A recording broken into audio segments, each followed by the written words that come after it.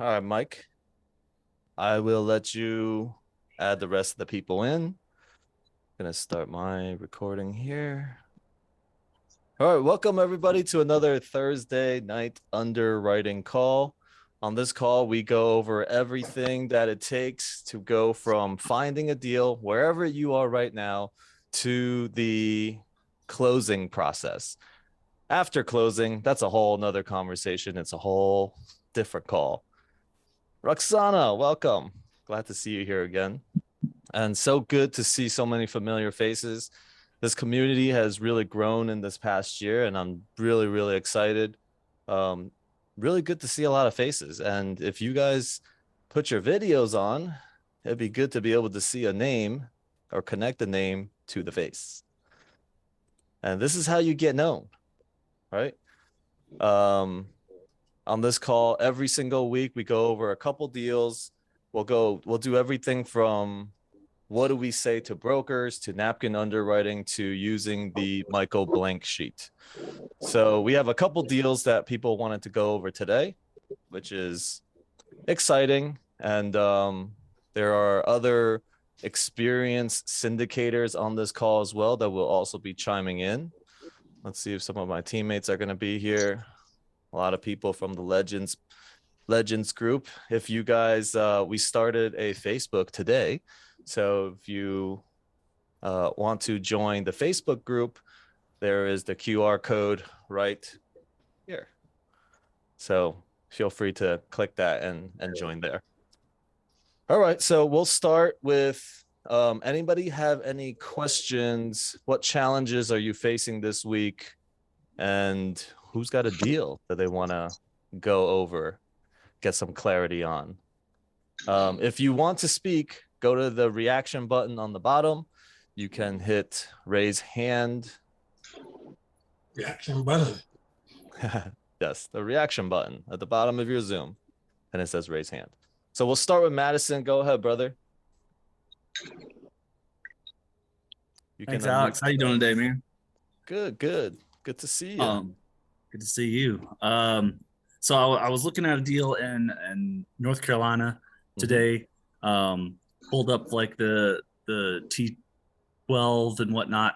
What I'm really struggling with is, like, I understand the basics of the napkin underwriting, the basic math of it, but what I don't understand is how to pull those numbers from like the T12 and stuff, so that, like, what lines to look at and pull from to do those calculations. So you're talking about the napkin underwrite for starts. Okay. So on the napkin underwrite, and I'll pull up my whiteboard in a second here, but in your napkin underwriting, it's very important that you start with just the NOI that the broker gives you, right? So this is part of that first step, is to get contact with the broker. And when you speak to a broker, and we talked about this a lot, and some people go through this, which is over speaking, right? There's a lot of I experienced that whoever is more experienced on the phone call will speak less. All right. So whether it's a broker, when I speak to a broker, most of the times the broker will be talking more than I talk. And then when you are newer in the game, oftentimes what ends up happening is that you start talking more. See, whoever is doing the talking is revealing information about themselves, right? A new broker might be really, really excited and want to sell a deal, have something to prove, want to do something, really want to close a deal, and they'll give you all the information. And most of the brokers want to close the deal, but they want to know that you are a serious buyer. So, everybody that's on this call, if you are new, you have to first understand that these brokers today, especially with how many people are out there teaching multifamily, they have to fend off hundreds of newbie callers. Okay. And there's, I'm a part of Grant Cardone's real estate club. And because of, being in that club, I have in 1 year been able to get almost 900 doors as a general partner. Okay. So the most important thing is that you guys are here, and it seems like it's hard, to get in the game right now. Mike, can you just mute some people that are whoever is not muted? That's making a lot of noise. Um, it's important to be around people where you think something is hard to do and they think it's easy.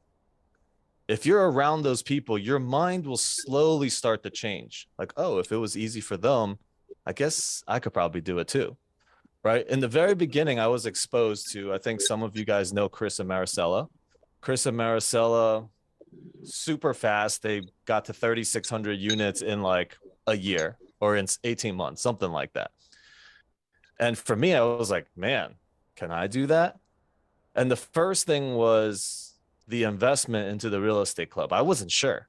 I was like, well, this is the most amount of money that I'm going to spend on something. And they told me that they had spent $240,000 that year on mentorships, conferences, things that grow themselves. I'm like, okay, I guess I gotta, they know the roadmap. That's the clues that they're leaving for me. So I joined the club and I joined a bunch of different masterminds as well. And in 2022, right now, I've spent about $155,000 in mentorships, masterminds, going to conferences, VIP tickets, all of that stuff. Now, you don't have to do that. Like, this is why it's great that you guys are attending a lot of these free calls. And it's really important that in the beginning, you're absorbing information everywhere that you can.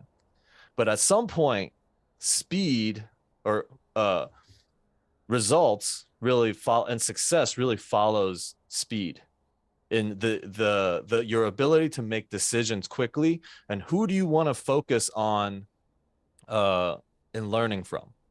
For me, I've been around a bunch of different masterminds. I'm like, that's it. Grant is my person. This is the community I want to be a part of. So that's where I am. That's where I'm going to be focusing majority of my mentorship in 2023. So I've actually just reserved my spot to go on the couples retreat with Grant and Elena because I want proximity. And you guys have proximity. You guys have proximity through me and through some of the other people here that are also in the club. So congratulations on taking the time tonight. It's an investment in yourself. You guys are investing your time right now. So to answer your question, Madison, once you get the T12, when you call a broker, you want to get to your objective right away. Your objective is one, to get the finances on the property. Two, you want to get on their mailing list. Okay. It's about getting to the inner circle for the brokers. Because the brokers, this is the process of a broker. And if you guys understand this, you guys will know how to go about it.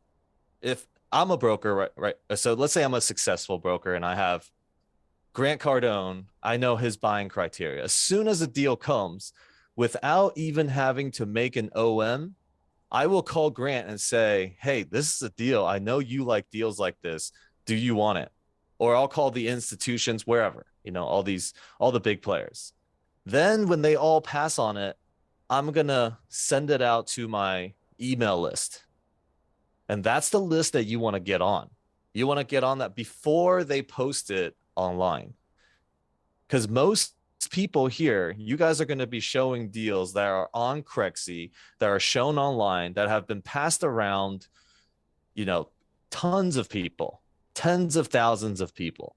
On the email list, it's not off market, even though you guys may call it off market. It's really just lightly marketed because each one of these brokers also have thousands of people on their email list. They'll send that out.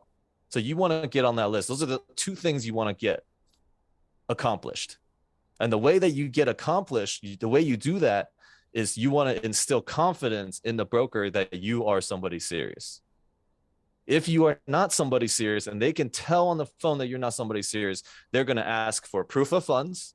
They're going to ask for, we're not going to give you anything till you submit an LOI. There's some things that they can throw your way that will basically just, if you don't have the right resources, the right mentors in place to tell you what to do, it's a roadblock and that's it. And you see, they have to have their own screening process. So for you, you got the T12. You don't need to get super detailed yet. What you want to do is you want to do some napkin underwriting, which is what you're saying. How do you get to their NOI? You want to know their NOI and you want to underwrite it yourself. What is the average rents? Okay, so I'm going to show my screen and we'll go from here. And Grant goes over this all the time, but you want to do this tens of thousands of times yourself as well. All right, so let me share. Hey, Alex, quick follow up. Yeah. You're saying get the financials on them. Would they not give you what they would put on like the OM over the phone because they want to try and give you like the best numbers? No, they're not trying to give you any numbers that they don't already have. Like that's too much work. They're not messing around. They got a document with the financials. Sometimes they'll put it on the OM, sometimes I won't. But you have to be careful on the OM. There is always like a lot of times they show pro formas. This is what the property is capable of doing.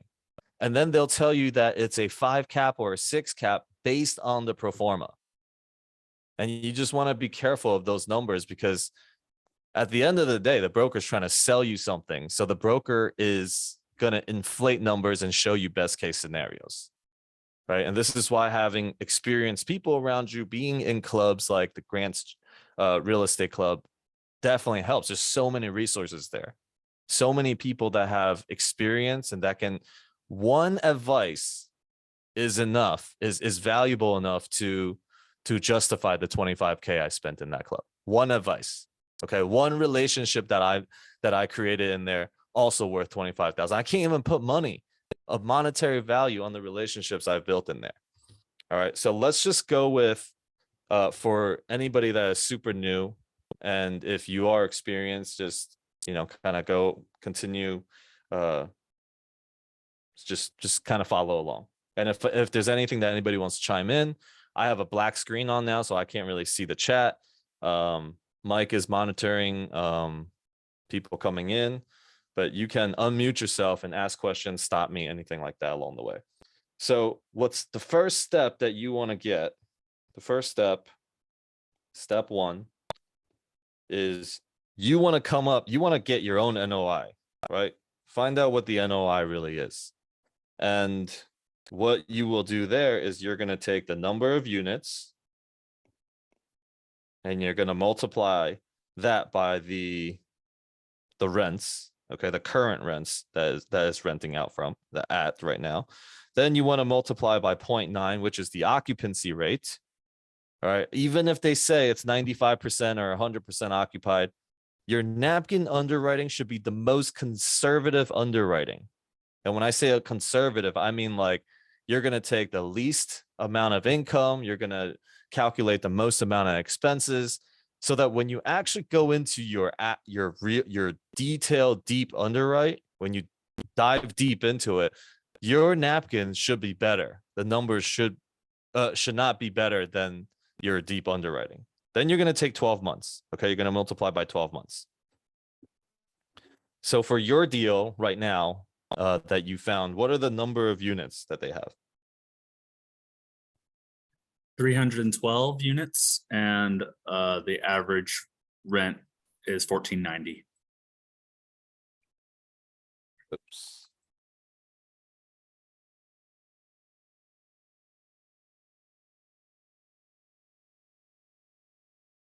Okay, so do the math, guys. 312 times 1490 times 0.9 times 12. What do you guys get?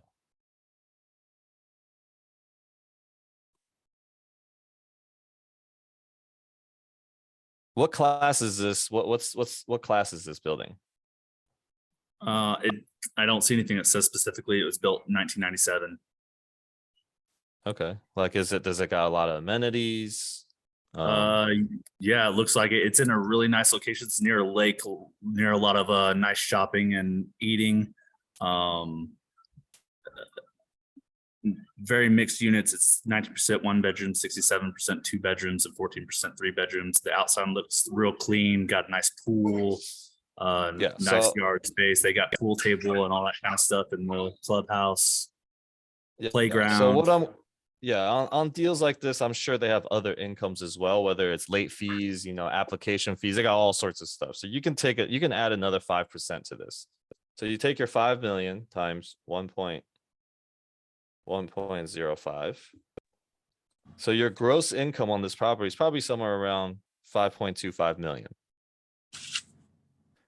And then we're going to take 50% expenses, even though you may not. Like in Las Vegas, where I am, the expenses are 28 to 34%. All right. And that's because the income taxes, the property taxes and insurance super low in Vegas, in Nevada. But you're going to take 50% expenses. So expenses, 50%. And that will be represented by 0.5. So if you take 5.25 times 0.5, you're going to have 2.6, let's say 3 million. And that's your NOI. Make sense? Yes, If sir. anybody's not following at any point, you can just unmute yourself and ask for clarity. Now, I promise you, I bet, okay, I can almost bet that every single T12 and whatever they show you on their documents is going to be higher than this number that you come up with. Because you're being conservative. So you should. If your number is low, if yours is higher than theirs, then you may want to relook at it. It's almost probably 100%, 99% of the times theirs is going to be higher. Now your step two is you're going to find out if this thing is going to cash flow or not. So you're going to want to look at the debt. Okay, how much does it cost to hold this debt? All right, so how much do they want for this property? Do they have a number?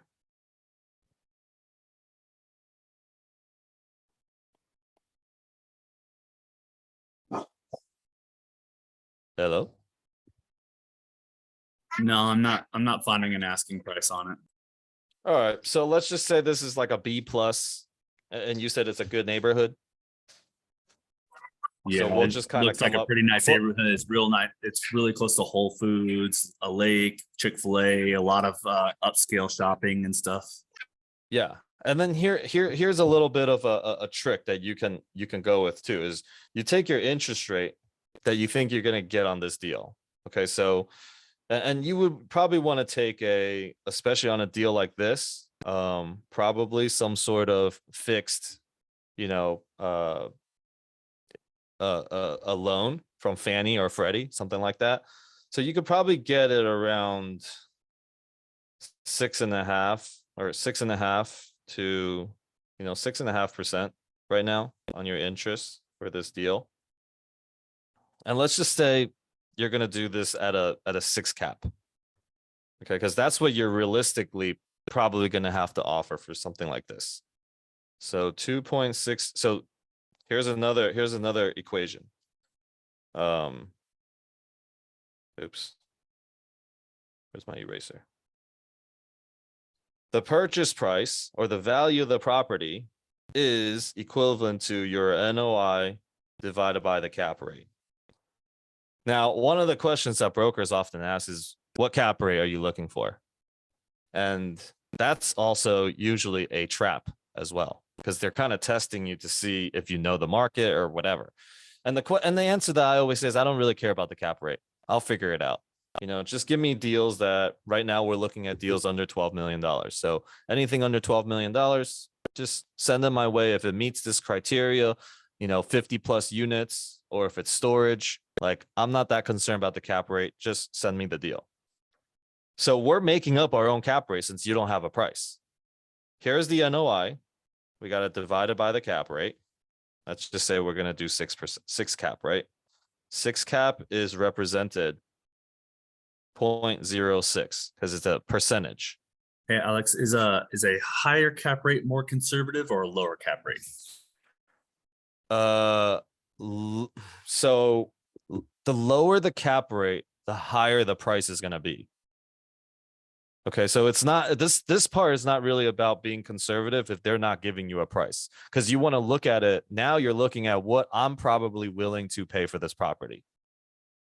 So you're gonna take a 6 cap on this deal. They're probably gonna say it's a 4.5 cap, 5 cap, something like that. That's probably what they're gonna want. So 2.63 million divided by 0.06. 44 So million. this building, there you go, 44 million. So Round it up. if they want, let's say a 0.5, a 5 cap, you take 2.63 million divided by 0.05. They're probably going to want somewhere around 52.6 million.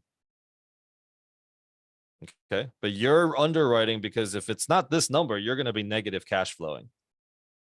If your interest rate is higher than your cap rate, it's going to be very challenging to cash flow this property. Most of the times it will be negative. All right. Now that's a rule of thumb.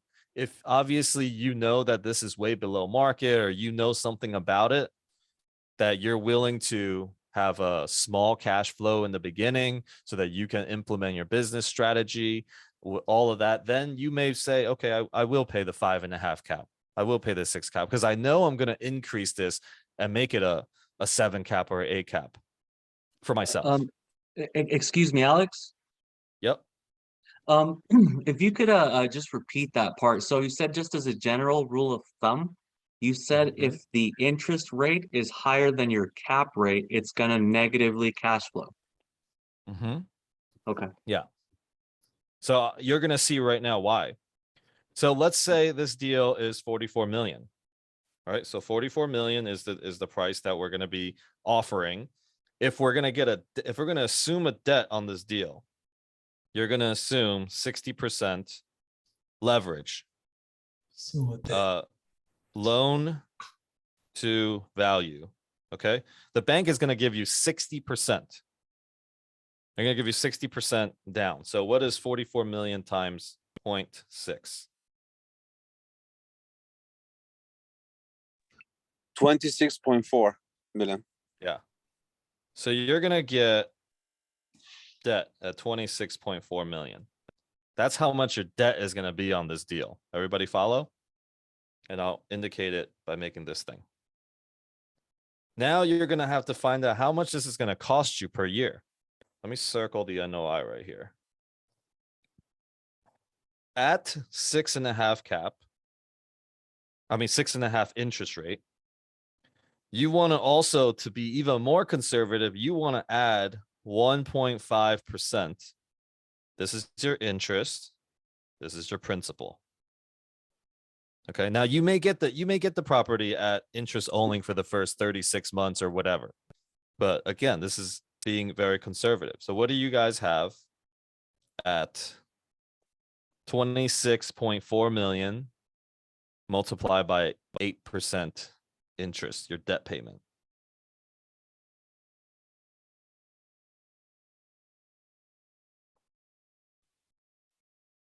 $2.1 million. Yeah. So to service this debt, you're going to be at 2.11 million. This is the debt. Step 3 is the cash flow. Your cash flow is your NOI minus your debt service. So what was our NOI? Our NOI was 2.63. 2.63 million minus 2.11 million. That's 520,000, right? That's your cash flow. Hello, Alex. Yeah. Yes. I'm not getting out that number. Which number? I get out the 2.63 million, but I can't get the second number that you got there. Okay, so your debt, the bank is loaning you 26.4 million, right? Okay.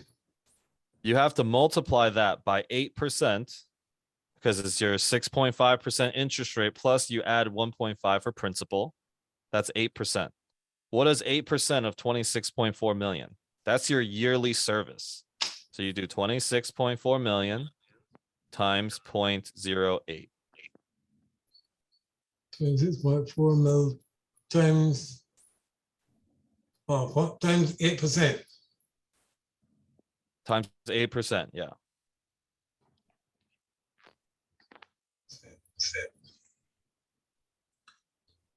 Times 0.08. Times 0.08. Okay. Yep. Oh, yeah. You should get 2.1 million in change. We rounded up to 2.1 million. Okay. 1 minute.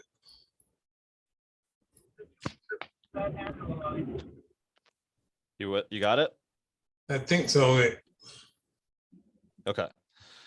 So your step 4 is to get the cash on cash percentage. What are you going to be? What's the returns? You're going to take your, 2.11. yes, that's your Yeah. debt. So then your step 3 is to get the cash flow, Yep. which is your net operating income minus the debt. So the 2.11 mil minus 520. No. 2.63 was your net operating income up here. Remember? We Yeah. figured it out in step 1. Right. So your NOI minus your debt, which is 2.11. NOI Okay. minus the debt. I know Yeah. my debt.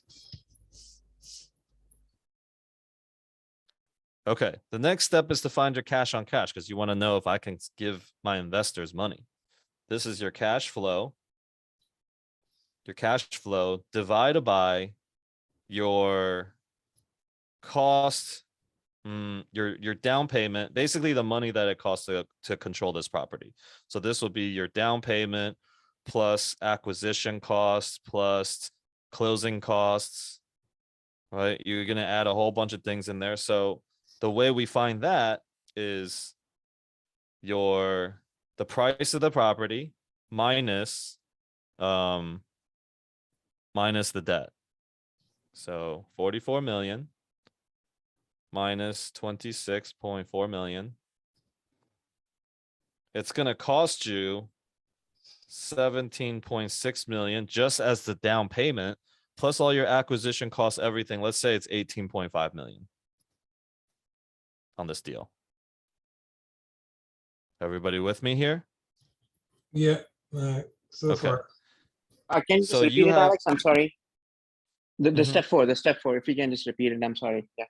yeah, it's your cash flow divided by the cost, how much money you had to put down to get this deal. All right. So the way you get how much you're going to, it's the purchase price minus the debt is going to be how much your down payment is going to be. And plus the acquisition cost, closing costs, CapEx, whatever, all that stuff. I added $900,000 to it. So let's just say it's 18.5 million cash that you have to raise for this deal. Make sense? Got it. Yeah.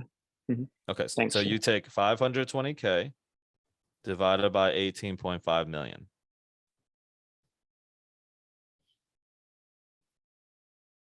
That came up 0.028. Yeah. So you have a 2.8% cash flow on this deal.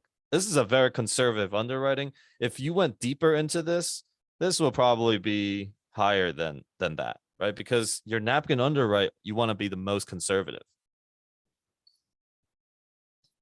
So based on this deal, based on these numbers, I would say if you got it at 44 million, is there an opportunity to raise rents on this deal? What's the value add that you can do on this property? They're showing a lot of value add on here. Just looking at the surrounding rents, they're at the lowest.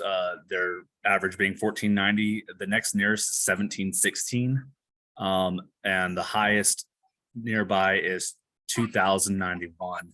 Their proven value add opportunity, adding quartz countertops, leveling kitchen bar, stainless steel appliances, blah blah blah. They've got like 3 pages of value add. So those value adds are capital expenditure things, right? You have to pay to do those things in those units. I don't know Are how these units are figure these that out. units already renovated, or are these units like you need to renovate to up the rents, or you can just up the rents as is? How would I figure that out? Well, you can look at some pictures in there and you can look at what the broker put on the OM. Gotcha. Yeah. I mean, looking at the pictures inside the units, they look renovated. Mhm. I mean, I see nice countertops and sinks and Okay, whatnot. so So let's just say you can. I Let's just say certainly you would can move raise the into rent to this 17. apartment and feel like it's really nice living by my standards. So Okay, so on the high end in this market, you could get 2,000 average. So let's just go to 17. Sounds good. So you're at 1490, and you can go up to 17. Oops. Right? Does that sound fair? Sounds good. yeah, that sounds great. I would easily pay that much for to live in one of these units. Okay. So step 5, it'll be your busyness. Nope, that's spelled wrong. Alex, can you please go over how you got 2.8% again? Yeah, so your free cash flow on that is 520K, right? Your 2.63 million minus 2.11 million. That gives you the cash flow. Right? Your NOI minus the debt that's you're at the end of the year, you're gonna have $520,000 Right. to distribute out, right? Yeah, I got that part. Okay. So then to get the cash on cash percentage, you take the cash flow and you divide it by how much money you have to raise to close this deal. Okay. So we came up with 18.5 million. Right. And that number was taken from 44 million was the cost of the property that you're paying. Let's say you get under, let's say they accept it, 44 million okay. minus 26.4, which is the LTV that the bank is willing to loan you. Okay. And then you have, that gives you 17.6 million plus some other closing costs and all the other stuff that you're going to pay out the GPs and stuff. 18.5 million you got to raise. Yeah. Right? Right. All right. I'm tracking. So yeah, that's it right there. Okay, so it does look like they did already do all these upside renovations. It says the further upgrades could include like Nest thermostats, keyless entry, new cabinets, things like that. Yeah, we don't got to go do all that right now because, and we could, okay, we'll decide that here as well. So let's just say step. Wait, Uh-huh. Alex, I'm sorry. One, Typically, don't you want a cash on cash of 10% or like what's the typical you would be looking? So if you're going, I promise you, if you have a 10% cash on cash, you are not looking at a class A or B. You are probably looking C minus D. Oh, okay. All right. I guess I'm thinking more single family then. Okay. Oh yeah. So if you're going single family, you don't have a bunch of these other, you don't have the acquisition costs. You don't have, it's different. Okay. And you're doing the work. You don't have to, you don't really have all the other expenses, the 70-30 split, all these other things that's going to be on there. Okay. So typically with say 200 unit and over. Mm-hmm. I would say if you can get it to 5-6%, it's a good deal because what you're going to do, see, the money isn't made in the cash flow. This is your business plan now. The money is not made in the cash flow. Let's do the exact same math. Yeah. Perfect. Make sense? Thank you. Yep. Great. So Hey, so 312 units. We came up with a 520K. Oh no, we came up with a 2. Oh, hold on. What? Yeah, our NOI was 2.63 million. Yep.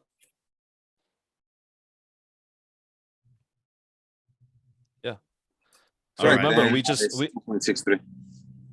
yeah, 2.63 million, right? 2.63 was the NOI and the free cash was 520. That's where I was getting confused. Yes. Yeah. So your NOI is pre-debt number. Okay. And so on this deal, remember, also banks want to know that this deal is going to be your DSCR, your debt service coverage ratio. If you're going to get an Fannie loan, Freddie loan, these institutional type of loans, you're gonna need at least 1.2% DSCR. That is your NOI divided by the debt. Let's see if we meet it here. 2.63 million divided by 2.11 million. This gives us right now on this deal 1.25 DSCR. Right? Your NOI divided by the debt. So instead of getting the cash flow here, we're just doing, instead of subtracting it, we're dividing it. Okay, that's, the bank knows that at least you can cover the debt by an extra 25%. All right, that's how they're gonna give you this loan.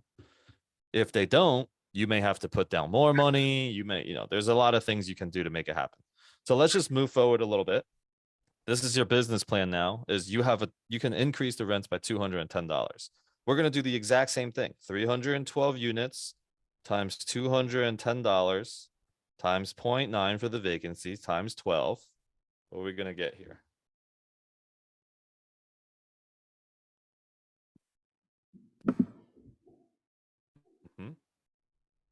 What do you guys get?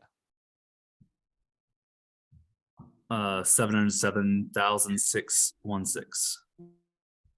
Okay, so this is if you can raise the rents by $210, you're gonna increase the NOI of this property by 707,000. Okay, you probably won't have to change management or do much at all when you increase this number. Now, if we do the same math to see what value equals NOI divided by the cap rate, okay, right? So we're going to do NOI divided by the cap rate.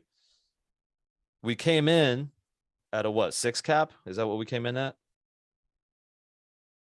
Yes. We came in at a 6 cap. Yes. All right, so let's just say at this point we're gonna refinance, or we're gonna do our loan at a 7 cap. So represent it as 0.07. What do you guys get as the value that you increased on this property?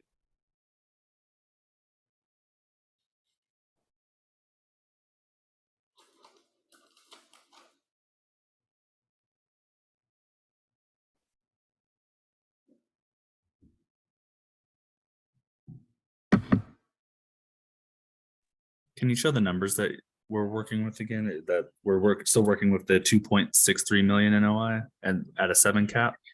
No, this is step 5. You're just looking at your business plan right now. Okay, we already figured out on the top that this thing is going to cash flow 2.8%. Now we're going to see what can we do? What type of returns can we get our investors? If we increase the rents by $210, you've increased the value of the building by 10.1 million.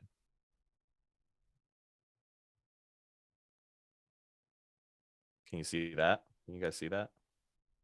No, where'd you get that number? So here's the new extra added NOI divided by, let's say, a 7 cap. Okay, and on this deal, I would assume that when the markets turn back around, you could probably do it at a 6 cap again. So let's just do, but we'll do it at 7 cap.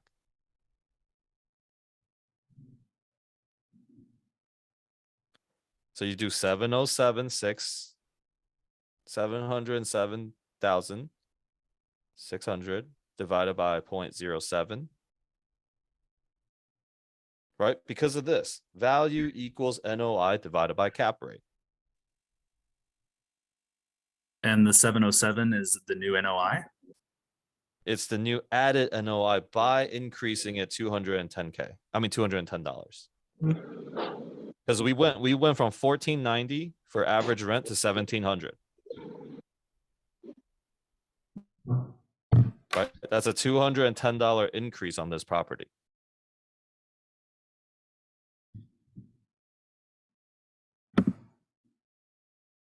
So you take your 312 units times $210 increase in rents, still keeping a 90% occupancy, multiply by 12 months, This is the extra yearly NOI you're going to create on this deal.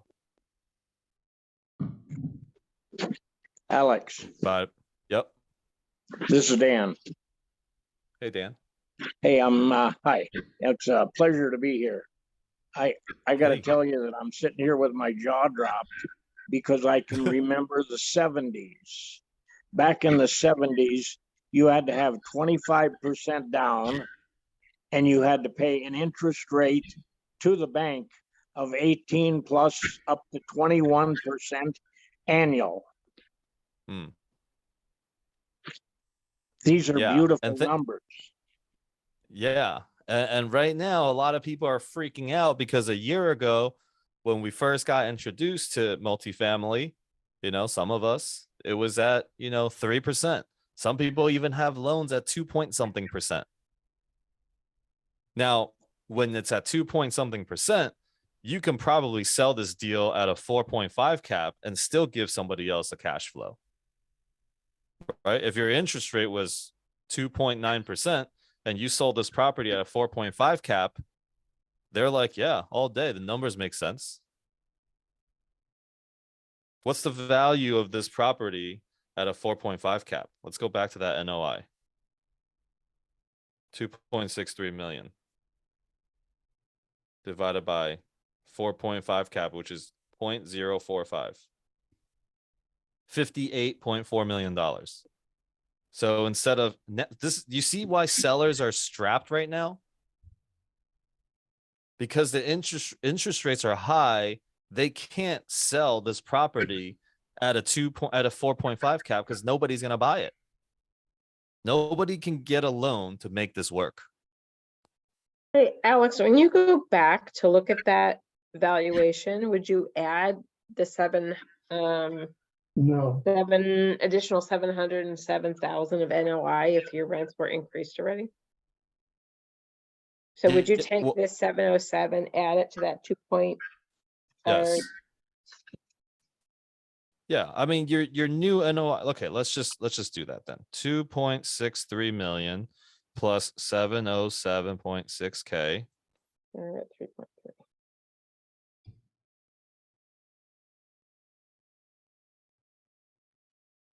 Your new NOI total is 3.337, right?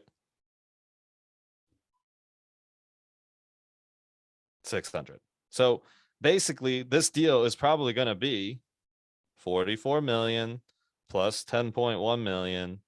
It'll be worth $54.1 million after you've increased the rents. So instead of doing all that right now, all we're doing is we just want to figure out how much we've increased the property by 10.1 million by increasing the rents to 10. With me, everybody? Absolutely. Alex, it's Roberto here. Hey, so Grant was saying that when you express the cash on cash, this is where I get confused. It's probably something really simple, but we have a cash on cash of 2.8%. Mhm. He says to express it as a percentage and as a number. Where I get lost is how to get the number from that. Well, the number is 520K. Okay, yeah, that's where it is. So that, okay. Yeah. Yeah, that's where I was getting lost. So I was kind of confused as to why you would want to express it that way. That's why I was like, not quite understanding why you would want both of those numbers, or is it the bank that would want to see that, or? No, so like, look, if you're an investor, right? If you're an investor and you ask me, hey, what percent am I getting back a year if I put $100,000 into this property? Okay. Right. So if you put 100K into it, 2.8%, you're getting $2,800 a year as your cash flow. Yeah.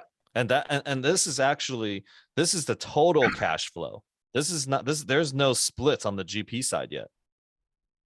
So when you get this number, you still have to do a 70, 30, 80, 20 split. Yeah. Right. So that's why you see how these deals are actually challenging to put together, and you have to underwrite so many deals to make one work. That's why when you see a deal being pitched and you see somebody offering 6-7% on an awesome asset, you're like, yeah, this is a really slamming deal. Yeah. Because what you're really looking for is this number right here. Like, what are you gonna do to get this to return the cash, to increase the value? Because yes, I'm getting the cash flow. The only purpose of cash flow, besides that you want to build up a passive income of that cash flow, is for the asset or for the business itself, is to carry the deal over to appreciation and to capture this money. How fast can we return the investors' money? So remember, it cost us $18.5 million of money that we raised, right? If we increase the rents by 210, we got 10.1 million of that back. We've captured it. If we did this in a year and we sold it and we got it, awesome. Now, you can't really refi this money. So the rule of thumb is you don't refi unless you can return at least 65% of the investor's money on a refi, because refis cost money. Refis have, it's going to cost you money to refi. And that means you're giving up your money to the bank if you refi. But let's just say we can increase this rents by, if we increase this by $400, okay, up to $1,890, which the top of the market is $2,000. So we could get there at some point. That's going to give us a $20.2 million. How fast can we do this to give our investor a 2x? Can we refinance out, give the investors $18.5 million back, and still cash flow this deal? So that now the investors have no money invested in there and they're just still receiving checks. So as a GP, as a general partner, you have to be doing and looking at deals like this. How fast can I get the investors' money back? And there's a term that you will see on every deck or every pitch, or when you're pitching, it's the internal rate of return. Right? Most people don't really understand this. I actually don't know the calculation of this, but what I know is this is the value. Okay, this is your average returns. Hold on. Your average returns per year, factoring in the value of money over time. So let's say 5 years gives you a 100% return on your money. That means the average returns on this deal per year is 20%, right? The longer, maybe let's say this deal, let's say that scenario one is you get 10% a year for year one, first year, second year, third year, fourth year. And then on this fifth year, you're returning 60% on a sale or a refinance. The value of money over time makes the IRR on this deal probably 16 to 17%. Because factoring the value of money over time, we got majority of our money back on the back end. So even if we did get, 60K back right here, 60K here is not worth the same as 60K here. Internal rate of returns. Does that make sense? Now, if your second scenario is that on your first year, you get 0 returns back because you're doing a build. Second year, the build is finished. You do a refinance on that. You get 80% of your money back here. Third year, fourth, fifth. Okay, because you refinance most of it, you're just cash flowing, 7%. I don't know. This 1% over, but majority of the money came back here. That's going to give you your IRR probably, closer to the 19%, 19% IRR, maybe more. I don't really know the calculation, but the sooner you get more of the money back, the higher the returns. the higher the IRR because of the value of money over time. Does that make sense for everybody when you see IRR? Hey, Alex. Yeah. Hey, this is Joe.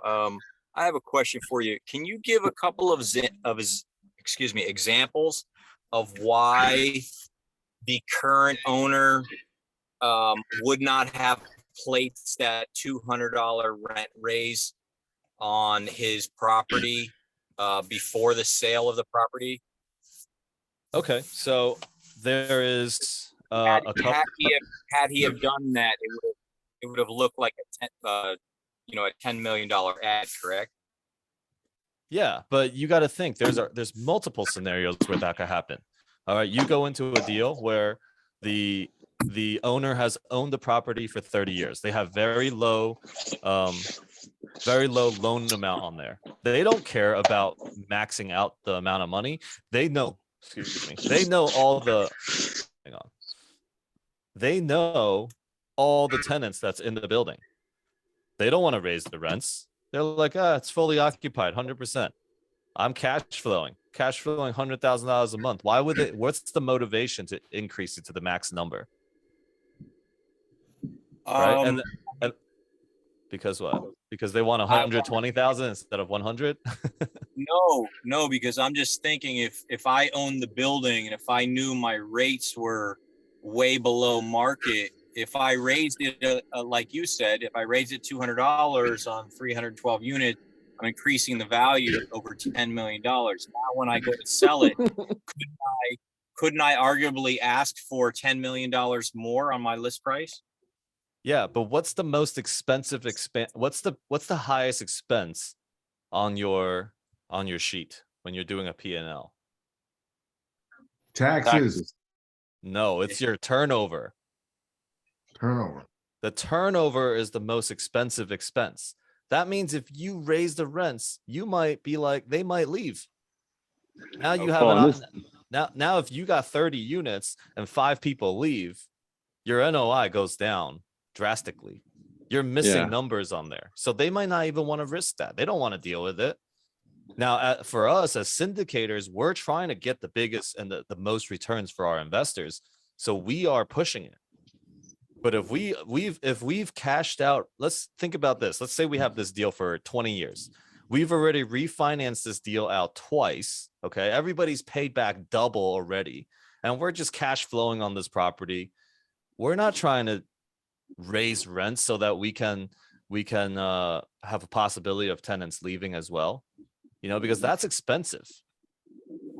So that's the reason. Once you've stabilized it and once you're just cash flowing, you got no money in the deal, you don't really have the motivation. That's why most of these deals that syndicators and that we're doing is we want to double. We're here for our investors. We're going to double their money and we're going to do it in 5 years. Maybe the deal is going to go on for 10 years, 15 years, but we're going to get their money back in 5 years. And then there's no pressure. Nobody's got pressure. Everybody's in it free. Right. So the other scenario is sorry, I had to mute you a little bit. You're making too much noise. The other scenario is if I'm the builder, I just built this brand new building and I need to get this thing leased up before I can even sell it. I got incentives, people come in at 1,700 instead of 2,000. Everybody's like, and I'm a renter. I come in, I'm like, oh, brand new building. It's renting cheaper than this building over here. The builder needs to fill up 312 units. He's not caring about getting the max amount of rent. He needs to fill this thing up to a certain occupancy so he can flip it to you, make his $10 million and go do something else with it. So not everybody has the motivation to bring a property up to the max amount. Does that make sense for everybody? And so the opportunity in this next year coming up is you have people struggling because they have floating rates going up. Okay. Banks are also asking for more reserves in the bank a month than there was before. Everybody's cash flow is getting eaten up. Do people have enough money in reserves to get through this? You either run out of money or your loan is coming due, when your loan is coming due, you either have to refinance or sell this property. And the interest rates are way higher than what you predicted it to be. You had underwrote this thing. It was 4% and it was all good, awesome cash flowing deal. Now your loan is at 8% and the bank is asking, instead of putting $5,000 in the bank every month, $50,000. Like, that's happening across the board. And there's going to be, and that's why Grant said, if you're selling, you're distressed. Okay. It doesn't matter what you say, whatever your excuse is, you're distressed because you're selling right now. This is not a good time to sell. So why would you sell? You're selling because on some level, you're distressed with this property. So it's good for all of you. We're putting an offer in on a deal right now. And it's funny because Grant's always like, yeah, they're always going to say there's a second person. And as soon as we said, hey, we're interested in this property, we love it, we're going to put an LOI in, the guy goes, oh, by the way, there's another party that's interested and been looking at the deal. So, if you want to submit your LOI in the next 2 weeks or something, that'll be good. 2 weeks. Like, first you try to get us to create more urgency. Then you tell us there isn't really urgency. So which one is it? Right. And he paused. Joe, that you were telling me, he paused because he's about to make some shit up. Like, and we were on Grant's call this past week, and somebody was like, hey, I got to present this deal right now. It's not going to be on the market long. It's probably going to be gone tomorrow. Super funny. Ryan Seckel started laughing right away. And when he pulled up the deal, like, every single one of us in the club has already seen this deal. It's been on the market for like a year, right? It's just been there this whole time. So why is it that in this moment they have all these offers coming in and there's no time to wait and you got to submit LOI today? So you gotta oh, hey, Foti's here. What's up, man?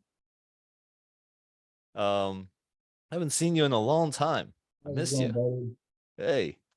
Hey, Footy. Hey, everybody. Yeah, Foti, ladies and gentlemen. a lot of stuff Hi, going Foti. on in my world. Sorry. Yeah. But man, I'm loving it. Just preach it, man, because you got it. Thank man, you. the Thank you. brokers I've been talking to lately, they're like, yeah, there's no CFO, man. We're taking whatever offers come as they come. Yeah. And so here's advice from Grant that was worth $25,000. Okay. We joined the club. Grant says, hey, ask the question, what happens if, actually, this wasn't even the 25,000. He said it to the entire conference. Hey, what happens if your seller doesn't get the number he wants? Right. Joe asked that question to the broker. The broker was like, you know what, man?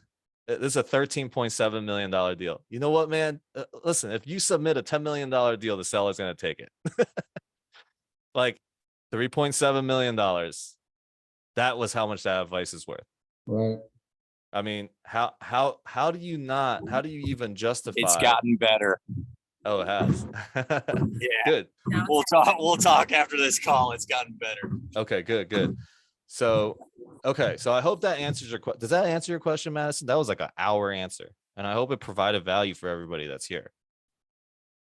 Yeah, Did we get to the end of it? I think we kind of backtracked a couple times. And Yeah, I mean, you saw how you arrive at those numbers with the napkin, right? And then you implemented your business plan. It's basically the same thing. This is very simple math. So if you're not getting it, there is something in your head that is blocking you from getting it, because this is 5th grade math. And you just got to do it over and over again. You do this thing 5 times, you're going to feel like you're a pro at this. You're going to actually get really excited about doing it.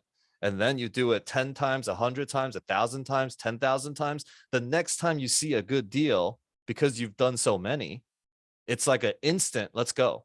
Like, when I see a good deal, I don't even hesitate. I'm like, all right, what do we need? Submit an LOI. What do we need? It's gotten to that point, and I have a strong team behind me. Massive capital is behind me. We have, a bunch of people and legends that have money, net worth, all of that as well. And in worst case scenario, I'm going to go to Ryan Secco and be like, Grant, you want to back us on this deal? Now, obviously, we're not going to be showing a 50-unit deal to Grant, because it's just a waste of time. Maybe he'll give us some advice. That's what we get on our Wednesday calls. But, if we really did have a solid deal in a sick location that he didn't get wind of, okay? Because he's getting wind of every deal, okay, that you can possibly find. If you know the person, if it's your uncle selling the deal and nobody knows yet, you can go to Grant and you can get him on a deal. Otherwise, he ain't joining you guys on a deal, but he'll give you good advice. Okay. So Madison, I want to take Andrew's question because Andrew's, he came specially for a question. I really want to answer that. So this call goes on for about 26 more minutes, guys. And I'll also take feedbacks too. If you guys want to hear more things, what conversations you guys want to talk about. Next week, we will pull out the Michael Blank underwriting sheet to show you guys like how to go a little bit deeper. I know this call has a lot of new people, so we really want to land this napkin underwriting too. Oh my God. Okay, yeah. Alex. Mhm.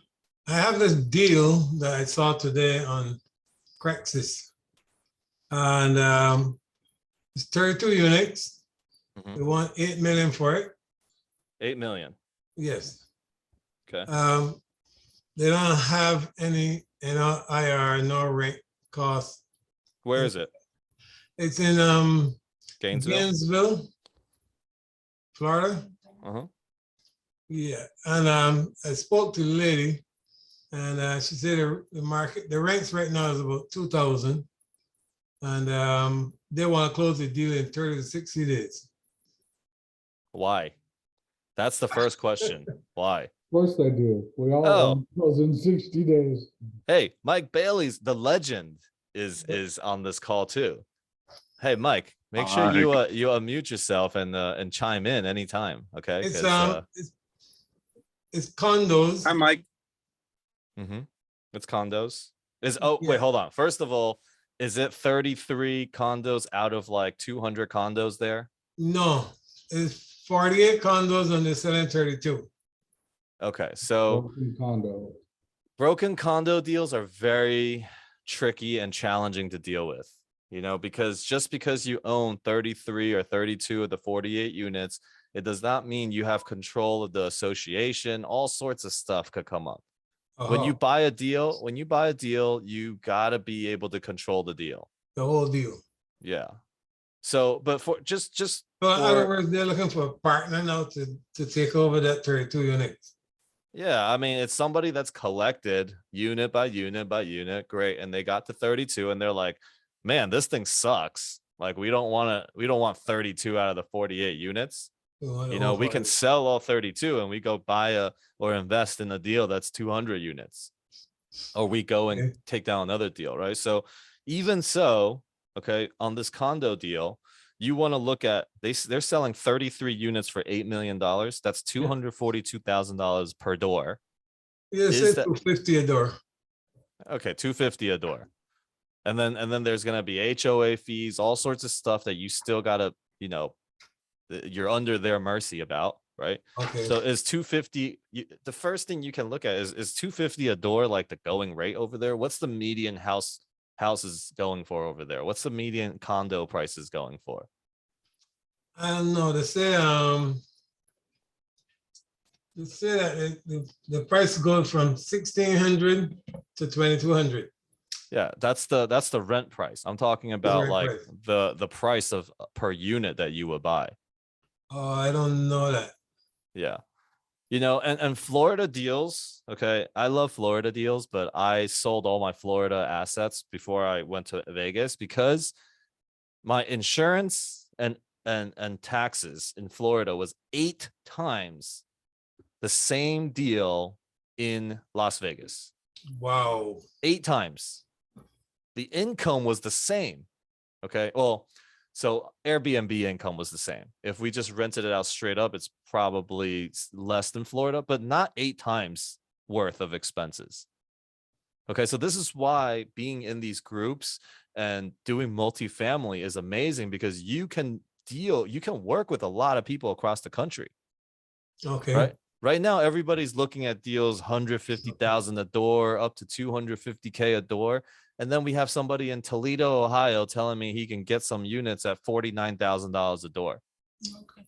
it's not going to stay that way forever. 49,000 a door going to 150,000 a door is much more likely than a $250,000 a door going to 400K a door.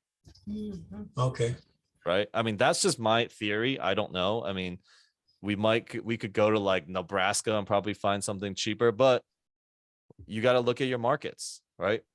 Toledo. We love Toledo because I was sold into it. I didn't know nothing about Ohio. Wasn't going to invest in Ohio, but because I met somebody that is in our in our community, in our mentorship group, they're like, hey, they're going to be the middle of this hub of this bullet train, okay, system that's going to link from Chicago all the way to Toronto. And the train, and you can get from Toledo to Chicago in an hour 20 minutes versus driving 5 hours. I'm like, oh, that's kind of interesting. Toledo's a big city, it's not a small town, so chances are the prices of these things are going to go up. Okay, so I that deal itself, I think if you find another deal, let's link up and talk about it, but I don't really want to go through a broken condo deal. Okay. All All right. right. So Yeah. I'll also be sending the recording of this call out to everybody that has registered to this call. And if you're confused about the numbers still, just go back to those numbers and see if you can follow along with it. Okay. If not, see you next Thursday. Brent. What? I said, thanks, Alex. Mike. All right. Why don't you, Mike? Okay. Mike Bailey, everybody, ladies and Thank you. gentlemen. Have a good night. Have a good night, Andrew. Press your deal a little bit as well. So, hey, Mike Bailey here. And the other thing with the condo deals, and one of the things to think about, so somebody will make money on that deal. No doubt about it, somehow. Maybe not at that price, but it'll get sold and somebody will make money. The things to think about for me is just specifically about condo deals is around that whole control piece, right? So I actually own, some people, we own condos, right? And you have so little control, like how can you rent it? Who's your renters? How can you have dogs? Can you have pets? What can you do? Unless you really control that HOA, you're at so much mercy of the HOA itself. So generally as well, we look at what's called the return on effort, ROE. And the ROE on that deal is going to be crazy. I mean, it's going to be crazy low, meaning you're going to have so much work to do on that deal to make money out of it that your return on effort just will, for me, it's not something I would want to do. So that's something that we try to think about as well, is how much do you got to put into it and what are you going to get out of it as you're going through the projects? Yeah. Thank you. So Mike Bailey is part of Massive Capital. He is one of the group of guys that brought me into multifamily, gave me my first shot, teaches me every single day about the market, about doing deals, about gratitude, about creating team, all of that. So Mike is really the legend here. Okay. I always call him the legend. So you guys can call him the legend if you want. We've named our entire group Legends Equity Group after the legend, ladies and gentlemen. Okay. So thanks, Mike. Anything else that and you guys have a call too, right? Throughout the week on, we do on Wednesday. We do a call Wednesday, 6 p.m. Central, and cool. we'll share that. And then I don't know if I'll probably start after the new year, but gonna have a Saturday call, and I'll start sharing that as well. Oh, nice. Don't forget our investor call. Don't mix it in that time. It's gonna be before it, so it'll roll cool. All right, call. Mike, put the contact info, put the call that you have on Wednesday in the chat so that everybody can link up with Massive Capital as well. Hold on. Brenda, go ahead. Hey, so my question is really basic. Just in the sequence of things, I'm new, one of the newbies you were talking about. So in the sequence of getting started, when we talk about finding deals, finding investors, letters of intent, I mean, how would you see all of that sort of playing out, start to finish? Where do we focus our time getting started?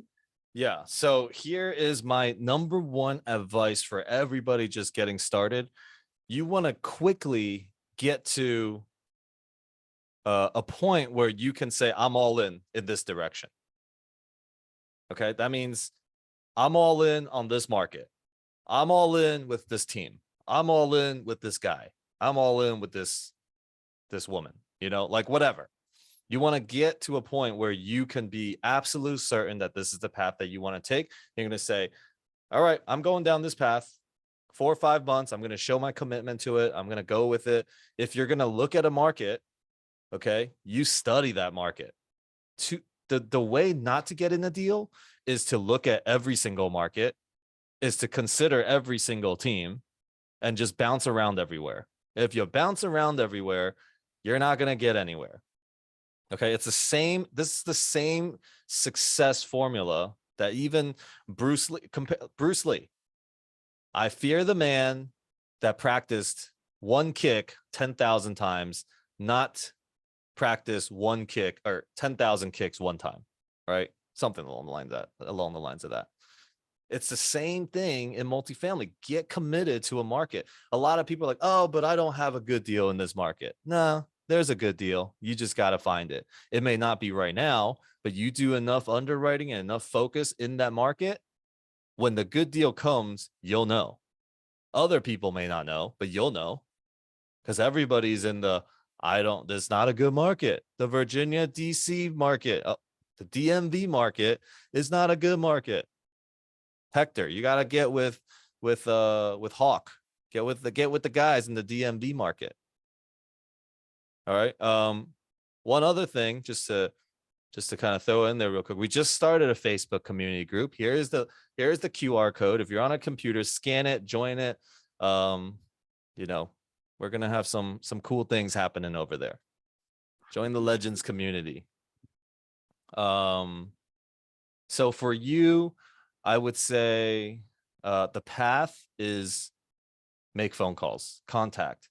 You got to have contact with other investors. You got to have contact with brokers. You got to have contact with management companies. Anybody that knows the market. The fastest way to know a market is to contact a broker, ask for a referral to the management company, talk to the management company, ask the management company to give you a referral for another broker, then back to another management company, to another broker, to another management company. You do that 5 times, you're going to know the market more than all of those people combined, more than those people separately. You are now the expert, and you can do that in like 2 days. Or you can sit behind a computer and spend the next year researching the market. Like it's about shortcut, and it's about like getting out of the comfort zone, making contact, calling people. Who's in the DMV market here?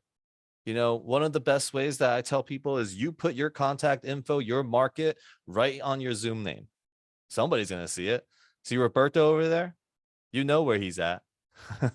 Somebody might see and just be like, oh, yeah, let me contact this guy. Go ahead, Wesley.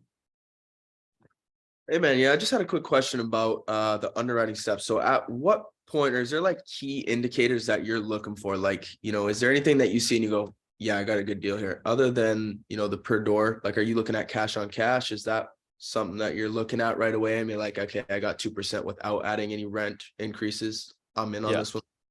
Yeah. So I'll give you, hopefully by sharing my example right now, that will answer your question. Las Vegas market, downtown Fremont, complete come up of this market coming, right? There's some signs of where this market's going. They start when they gentrify a neighborhood. Okay, and this is in a sick location. Fremont area, if you know Las Vegas, is where old Vegas is. It's where it used to be the most poppin' place in Vegas. They're gonna bring it back to life. The way they bring it back to life, because the neighborhood has, over time, it's died out, crime has gone up, it's poor, whatever. They bring it back to life by bringing art. Okay, it always starts with art. If anybody knows Wynwood, Miami area, Wynwood, Okay. All the tourists go to South Beach. All the people that know Miami and live in Miami go to Wynwood. Las Vegas, all the tourists go to the Strip. All the people that don't want to be on the Strip with all the tourists, they go to Fremont. And Fremont has all this art coming back, all this redevelopment, all this stuff happening.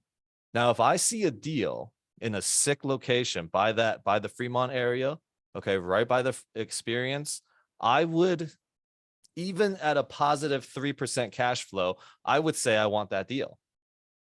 Because think about Wynwood before it became Wynwood, like today Wynwood, it was $164,000 median price for a house. Now the median price is $684,000. $684,000. Okay, that is, we'll do the math real quick. $164,000 was the median, right? Let's say it took $50,000 to take that to bring that take that property down. So you were $80,000 to buy that property. 684,000 minus 160,000 is 524,000. Okay, but it took you $80,000 to buy this property. You divide that by 80K. This property just did a 6.5, almost 7 times the returns. Turn that into millions. Like, that's the type of returns you can get.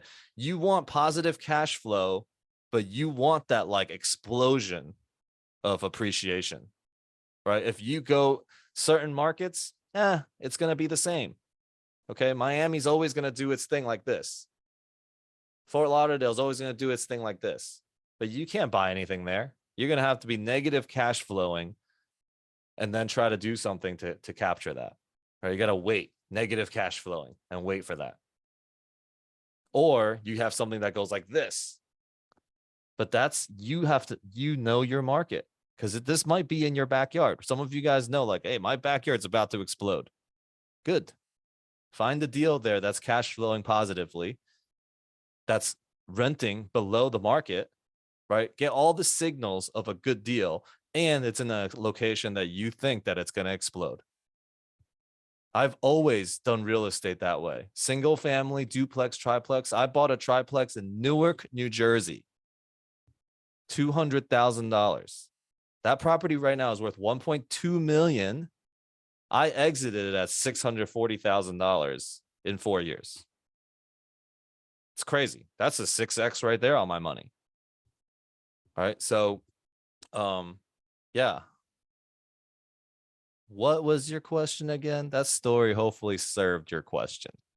No, it definitely does. It ultimately, it's coming down to sick location, and like Grant says, right? And yeah, finding the upside, and that's what I got from that.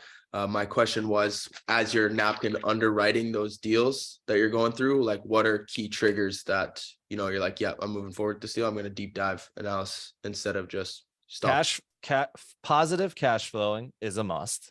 Okay. I don't want to deal with shit that's going to be negative cash flowing. 2, can I increase the rents over there?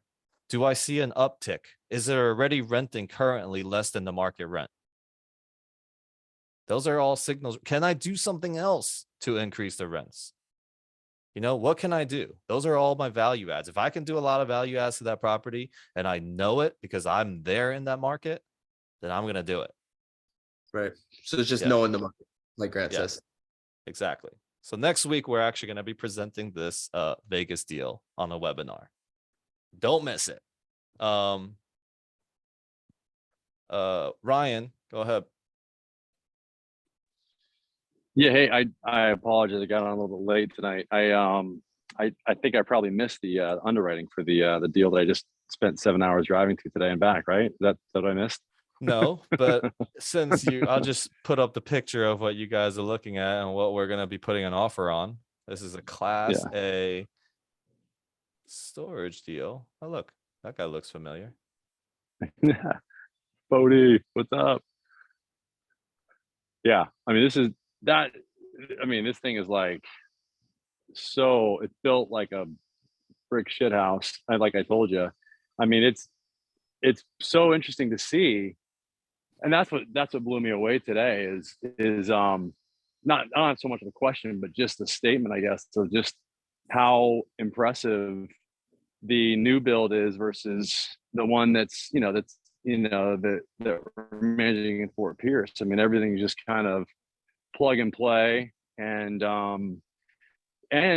there's a lot of the same. I mean, I'm already seeing the simplicity of these deals. I mean, it really is repetitive in terms of the software that's managing the deals, the even the gate systems, the call service, everything. So it's it's really interesting. It's simpler than I thought it was going to be.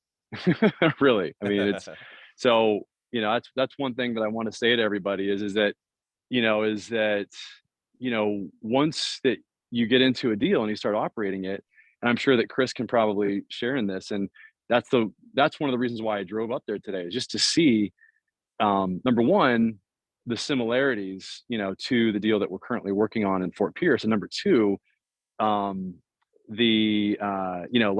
I wanted a cross reference. And I mean, this brand new facility is using the same software, the same call service that I was going to call about today to answer the phones for us.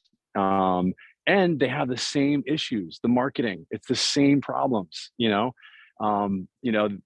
struggling with their Google placement on the maps, and they're not optimized, and they're not optimizing what they have, same scenario. So really cool. Yeah. Thanks. And they use SiteLink. Yeah. Yep. Good job. Ryan is part of the Legends team. Barbara.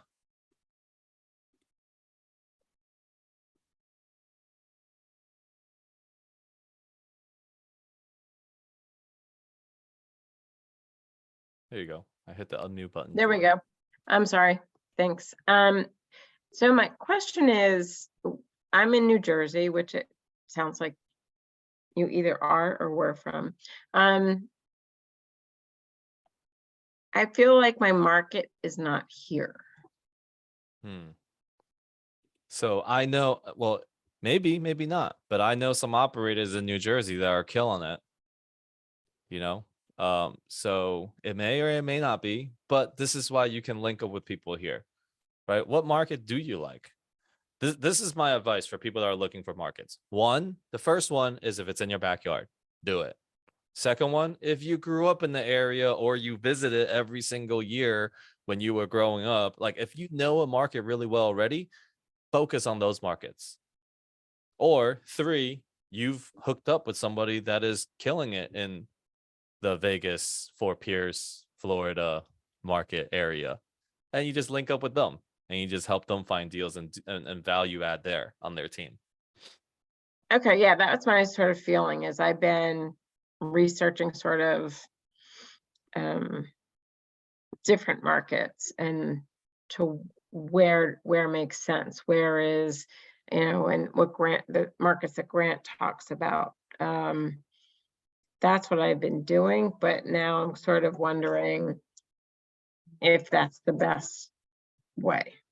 My rule of thumb, if everybody is looking in a market, I am not looking in that market. Right. And that's just me. No, and that's what I've been thinking about as I look at, I was in a group where everybody was buying single family homes in Phoenix and certain markets. And so I stayed away from it and started doing Nashville, Memphis before everybody went there. Was there. That's what you want. There. You want to be there. Now I'm like, okay, where's my next spot? Yeah. Why do you think I keep talking about Vegas on every deal? Because I know it's on the map now. It's in your minds. All of you guys are gonna be thinking about Vegas, thinking about, oh, what was that? What's that downtown area Alex was talking about? What's that art district area? And you do your own research, be like, man, I want to get there. And by then I'm gonna have 10 buildings there. And you guys can come in and help increase the value of those buildings. Sounds good. Right. That's exactly what you want to be doing. So good that you have that mindset, because Grant's talking about Florida. When he announced that he's looking in Florida and Arizona, but he's already got all the assets there. Now you got 2,500 people calling brokers in those areas. Like, why do you want to get yourself involved in that? Yep. That's just me. Okay. All right. All right. Thank you. That's what I actually wanted to hear. Thank you. Yeah, you're welcome. Silvius. So we'll take these two questions and then we're going to conclude it for the night. I just want to say I appreciate everybody being here and spending the night with me. These things give me more energy. Alex, thank you for the opportunity. I apologize, my camera is not working tonight for some odd reason. I don't have a question per se, but I would like to throw something out there for everybody that's on the call. Please put your phone number out. I would love to connect with you. I would love to call you.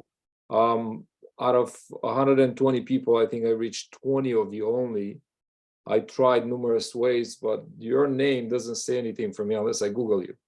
And trust me, there are a lot of people that come up. Yeah. So please, let's network the right way. We all have our own strengths and our own values. And Alex is providing this platform for us to connect. I had over 20 calls today, and most of you guys are here on the call. I had an amazing day with amazing opportunities, and I'm just a step away in investing in my first multifamily. And this comes like 11 days after I joined this group. So please, let's put it out there. Thank you, Alex. I appreciate it. Yeah, thanks. Listen, you guys gotta, like, if you're new in this game, you gotta like find the motivation and the inspiration in you to do 20 calls a week for a whole freaking year with 0 results. Okay, well, there's gonna be results, but you gotta come with that mentality. I'm not gonna close a deal. I'm not going to be in real estate. I have no expectations of all that, but I'm going to freaking talk to 20 people a day.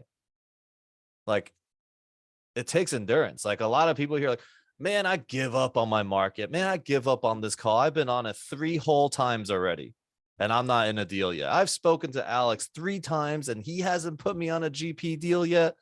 I'm done. I'm going somewhere else. I'm going with that something 3 team. Just kidding. Great. Now I lost my train of thought. But yeah, Silvius, you're on a good path. Now, remember, a lot of times, like we start with a lot of energy and we're like, yeah, let's go. And then like after 2 weeks, 3 weeks, a month, 3 months, 5 months, we burn ourselves out. So you got to constantly like come to it with your own freaking like strength and energy behind it, like your motivation, your inspiration, and don't lose it. If you've been looking at all the deals in your market for the last 2 weeks and you're like, I've done so much underwriting, I know my market already. No, you don't. You do that same thing for a whole year, then I would say maybe 10% of your market and the direction that it goes and all of that. All right. You always got to be in this learning mode, possibility mode. I don't know, whatever it's going to take for you to stay motivated. And I will try to always bring these calls to motivate and inspire you guys, and freaking follow me on Instagram. I'm 2,000 people away from 50K. Get me there by the end of the year, please. And you follow me, I will be in your face every single day with some multifamily shit. Go ahead, Rochelle. Hey. Hey. Hi, everybody. I just want to plug it, if I may, Alex. If you're new to the multifamily space, we have a WhatsApp group that is growing and is going strong. We just did a Q&A with Michael Bailey today, which turnout was amazing. And, I'm getting a lot of feedback that the newcomers, the newbies in the space are getting a lot of value from this group. So this is my phone number up here. Text me and I can add you to the group. I love that poster that you got behind you, by the way. Yeah, baby. Yeah. Yep. All right, cool. So Rochelle is also a legend. All right. So any last questions, and we're gonna conclude it. Who wants the last Alex, question? really quick, can you put please the link for the Course of Miracles? Silvius was actually really interested in it, and actually he bought your book already. He has the Miracle book. He's ahead of me. So the 10 o'clock in the morning on Wednesdays and Sundays, if you don't mind to put the link for everybody that can, so you can add them their phone numbers so they can receive the Zoom call. So that I don't have Nick with me right now, so I can't do all this putting things into my chat thing. I'm kind of like stupid with technology. I don't even know where to find it right now. Hey, But Alex, let me do it, Alex. Give me 1 second. oh, okay, nice. He's my Nick tonight. Great job, Mike. So yeah, thanks for sharing that. So A Course in Miracles, for those of you guys that don't know, it's the why I do everything I do. Okay, I join spirituality and financials together. So it's I call it financial and spiritual freedom. And yeah, it's a different type of conversation, but I've been teaching that for the last 4 years, and it's cool. It's fun. Follow me on Instagram. That's what I'm saying. You got to follow me on Instagram. You will get all the stuff. You'll be updated on everything. I don't withhold anything. Okay. I'll be in your faces. Course of Miracles, Monday Night Mastermind, Thursday Night Underwriting, Course of Miracles, Monday Night Mastermind. It'll happen every week. All right. Consistency is the key. Those of you guys that have been here for many months, you've seen the growth of this call. You've seen the growth of Monday Night Call. You've seen the growth of my Instagram. All right. Consistency, and just bring your energy and having the team mindset and service and giving. Like if you have that, you'll go to the right places and you'll attract the right people around you. Okay, so that's it. That concludes our Thursday night underwriting call. Thank you guys again for being here. Appreciate all of your time. Michelle, welcome back. It's good to see you. Okay. Alex, Yeah, Foti, you too, man. It's been a long always a time. pleasure, man. Yeah, always a pleasure. Alex, Yo, it's Dan. Dan, what's up? Hey, could I get Michelle's contact info? Oh, Michelle. Michelle is, I'm guessing she's gonna put it in the chat. Okay, thanks, Alex. Yeah. Thank Happy you. night. Thank you, Alex. Yeah, Happy New Year's, everybody. Happy New Year, everyone. Get your goals Happy New straight. Year. Thank you, Alex. Oh my God. Happy New Year. There you go. Good night. Set Thank huge you. goals. Thanks a lot, Alex. Appreciate it. All right. Take care, everybody. Take care. Happy New Year's. Happy New Year. Thank you, Happy Alex. New Year. Happy New Year. Happy New Year. Bye, Happy New everyone. Year. Francie. What's good? What's good? What's All right, good? Mike, cigar man. What up, Michael? Hey, Fetzo. Hey, Profitable night, Francie Mike. Francie walked that property today. Yeah, it's Yeah. pretty fantastic. Yeah. Feliz Año Nuevo. Feliz Año Nuevo. Bonani. Alex. Good night. Good night. Hi, brother. Goodbye. Oh, Hugo, what's up?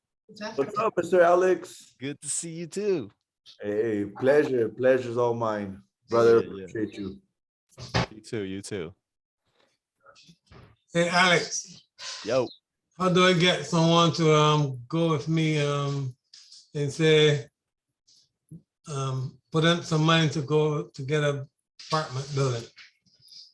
You want to get someone to go with you? Get someone to go in with me. What do you got to offer? What's your value? What's your value? If I was to say, all right, Andrew, you come on my team. We got 3 deals under contract. What's your offer? Well, I ain't got much to offer. Oh, come on, you do. See, this is that. Get that. Everyone that is here, you heard that. Get you on some level. You guys all have that. Get all of that out of your heads. That I don't got much to offer. Oh, okay. All right, I got that about cannot be in your vocabulary. I got about 30,000 to offer. Okay, cool. And then what else? What you got? Time? You got what skills you got? I'm a mechanic. Mechanic. Okay. Well, listen, real estate is complementary to any skill that you got out there. Well, Any skill I that had you real have. estate property before. I had a a two-family house before, and I do all the maintenance on it. Okay, listen. You want to find what you got to offer, okay? And you message the people in the GC chat. You're in GC chat, you're surrounded by big dogs in there. Okay. You know, I mean, there's a lot of new people, but you got to find the big dogs in there. They're in there. I'm retired. I got a lot of time on my hand. Okay, so there's ask what are some things that are valuable that somebody that is retired with a lot of time can offer to a team. Okay, that's the question you have to be asking. Okay. Right? I mean, people with time can be doing investor relations. Are you good on the computer? Can you type? Can you make graphics? Can you are you good with numbers? Can you if you got the time, can you send emails to our investors when we need it?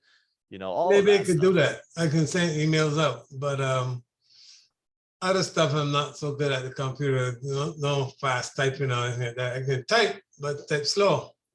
Yeah. Well, I can't give you your answer, but you're going to have to find it. And once you find out what value you can offer a team, make sure every single person knows it.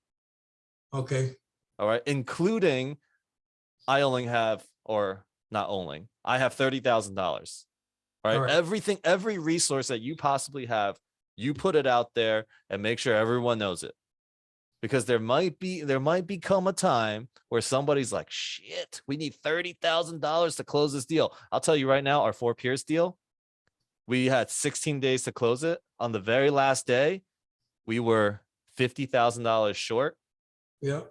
And if I knew right on the back of my head who's got the 50K, you would have leverage on us.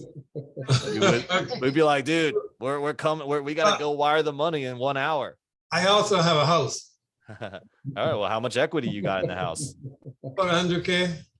There you go. Get yourself liquid so that you can be ready. All right. So I'll take the 100K out of the house. Yeah. And I guarantee you, if you say, I got 100K, I'm ready. I'm waiting. Whoever's got a deal. Okay. You also got to know who's doing deals. Like, don't just jump into any, but know. Like, let's say you go, Alex, I got 100K. And I'll tell you right now, there's 3 GPs that we've created that said that to me. I got 100K. I'm not doing anything with it. I'm waiting for you to get into a deal. And if I could be included, please let me know.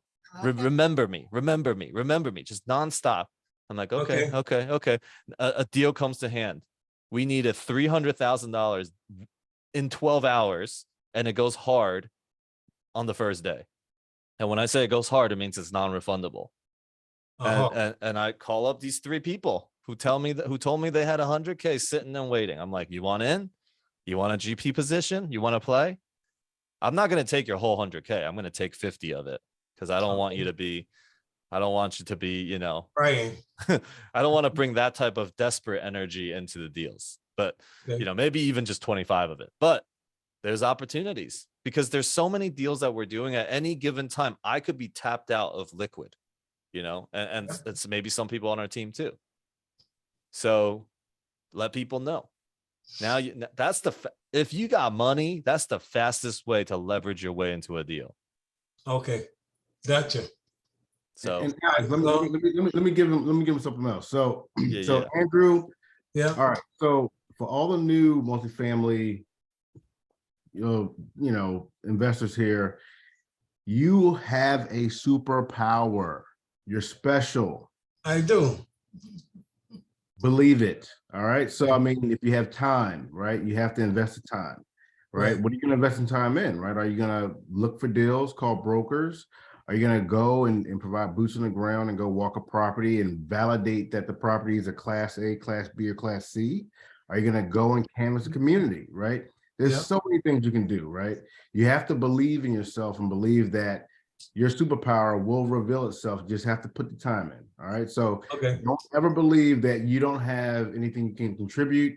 Money is the easiest thing, right? Because you can invest in a good deal, right? But there's so many other things, right? And you have to believe that you have a superpower and it will reveal itself. And the way you do that, right, is you stay on these type of calls with these connections. And as people have, things that they're presenting to you, like, different, tools